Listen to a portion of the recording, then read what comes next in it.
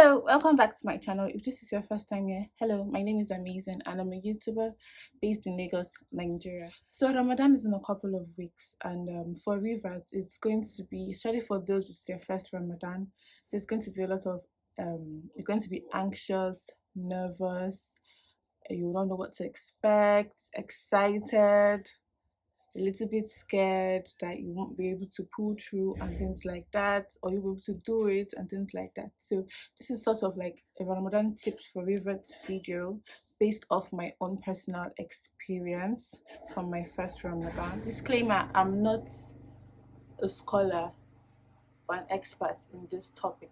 I'm just giving you from my own experience. Okay, so the first tip that I have is pray for ease, pray for ease. Because when I first started this journey, um, people used to always say, "Oh, I pray that Allah makes it easy for you," and I did not understand the impact of that prayer. I just thought it was, sort of goodwill and things like that. But then again, I realized that there was power behind that prayer, because with everything I do, I really needed Allah to make it easy for me. I did not anticipated it being hard or being challenging, but I did not anticipate it being as challenging as it was. The thing that really got me through was, praying. I started praying for ease for myself. I started praying that Allah will make it easier for me.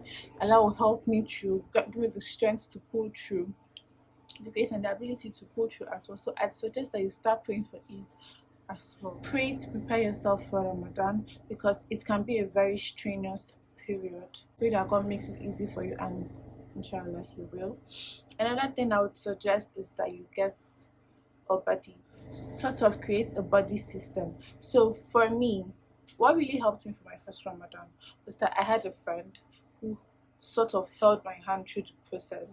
It's important that you don't feel as alone, you don't feel so alone that period, because it can take a toll on you. So if you can, I'd suggest a body system. You can go to your local masjid and pair up with someone or join revert groups to help you.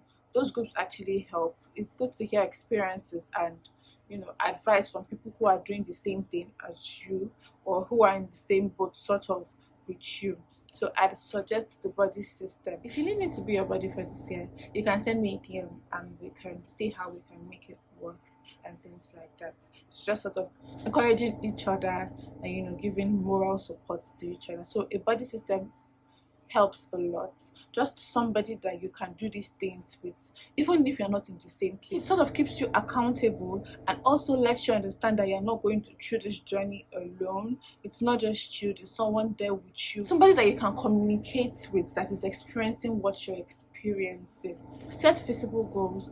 Don't set goals based on what other people are setting or how other people are setting their goals. Set goals that you know that God willing you can accomplish. Like, personalize your goals. Don't set goals based on what you think every other person is setting. Set goals that fit you, fit what you need at that point. I don't know if it makes sense. So if you don't think that your goal is too small or this person's goal is bigger, or set goals for yourself. Don't look at other people's goals. Set your own goals and personalize your own goals. Don't even think of, oh, this person wants to finish the Quran 5 times. Don't think of that. Think of what you can do. Make a list. I made a list of the things I wanted to achieve during Ramadan. Then I made a list of the prayer points, the things I wanted to pray about during Ramadan. Then I made a list of the people I wanted to pray for during Ramadan. Then I made a list of the things that I wanted to do during Laylatul Qadr. So I made a list at every point so that I don't forget and I miss something or forget something. Making lists help you to remember. It's sort of like you're saying this thing. So this is what I'm supposed to do. This is what I want to do. These are the ideas and the thoughts you have in your head, and you get to see them so that you know that I've not done this, I've not done that. So you make a list of things you want to do, everything you want to do. Make them into list. Things that you need to buy for Ramadan to prepare. List of good deeds that period that you want to do. Make a list. That way you don't forget anything. You don't miss anything. It just doesn't get mumbled up in your head. So I suggest, and I would highly recommend that you make a list of everything you want to do. Everything. just make a list. Try as much as you can to participate in Tarawih prayers, because that's what really helped with the first one. It sort of helped me get that feeling of community, that feeling of togetherness and unity. Pray Isha in the masjid with other people, pray Taraweeh. It helps strengthen that. It just helps, it makes you feel the community feeling. It gives you that community feeling, and it helps a lot. So another thing that will help you is creating a meal plan, especially for suhoor. Don't just, oh, okay, there's food in the house. When I wake up tomorrow morning, when I wake up for suhoor, I will make something quick and eat. Don't think of winging it. Actually create, like, oh, okay, if it's the night before, I'm going to have suhoor, I'm going to have this and this for suhoor. So you prep for it. Don't just go blind. Don't just wing it and appear for suhoor. I noticed that time really runs very fast before suhoor. So you think you have time, but you actually don't. Even time to make simple things like noodles in the morning, you actually really don't. So I'd suggest that you prep the night before, or at least know what you're going to have the night before for suhoor, so that when it's time, you know, okay, this is what I'm having. You go, you make it, or you've prepped it down already. You make it, instead of waking up and you're thinking of what to eat, or you think you want to have cereal, you realize that there's no milk in the house, or you want to have noodles and you realize that there's only one small noodle in the house. So prep for suhoor. Prep the night before for suhoor. I just suggest that you don't miss suhoor. It's sooner to actually eat for suhoor. Another tip I'd give is to set your alarm 10 minutes before the time you actually want to wake up. So let's say you want to wake up by 4:30. Set your alarm for 4:20. Especially if you're not used to waking up that early. If it's 5 minutes or that 10 minutes that you will use to struggle to wake up, just set your alarm 10 minutes. It's better to be safe than sorry. So set it 10 minutes. So when you are snoozing the alarm, you won't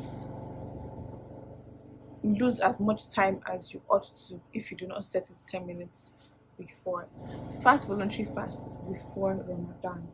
Fast on Mondays and Thursdays, so you have that feeling and experience before Ramadan starts. Challenge yourself to gain Islamic knowledge during Ramadan. Learn something new. I'll put the link up in the description box of channels where you can actually gain Islamic knowledge, and they'll teach you things about the prophets, peace be upon them, Islamic history, women in Islam, and things like that. Another thing I'd suggest you should do during Ramadan and even before is to listen to scholars, listen to podcasts, listen to scholars on YouTube teach. It sort of help you build your iman and serve as reminders. Actually, for me, some of my favorite scholars are Yazmi Mogahid, Mufti Meng,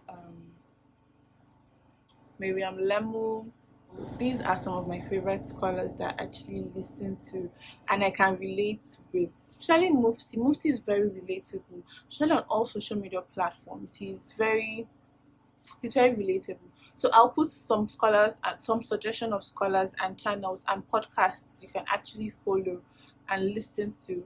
I'll put it in the description box so you can check them out if you want to. I understand that for reverts, this period is going to be trying. It's going to be a little bit harder. You're going to feel alone sometimes. You're going to feel anxious. You're going to feel scared. Going to feel lonely. Remember that Allah is with you. Remember that you're not going through this journey alone.